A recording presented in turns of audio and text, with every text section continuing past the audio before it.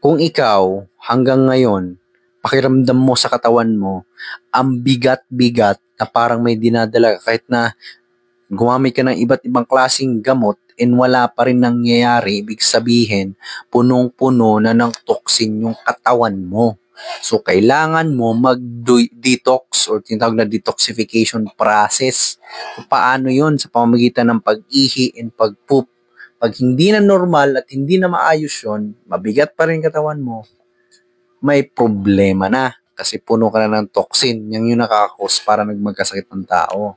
So, ang barley makakatulong sa'yo na i-boost ang immune system mo at the same time para makapag-detoxify ka. Guaranteed to. Pag nag-take ka ng barley, Santi barley dapat ha. Kasi ito quality to. Siguradong may effect lang mangyayari. Pag iinom ka nito on your first drink, talagang mapapapoop ka. Kasi na-experience ko yan eh. Na-experience ko eh.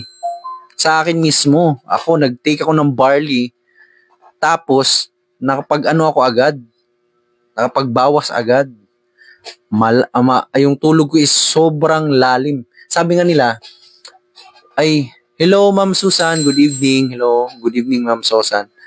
Sabi nila, hindi yan sa pahabaan ng tulog, kundi sa lalim ng tulog mo.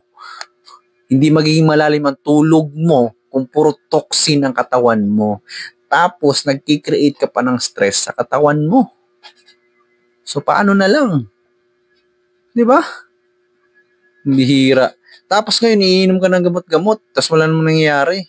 Na-apektuhan pa yung kidney mo.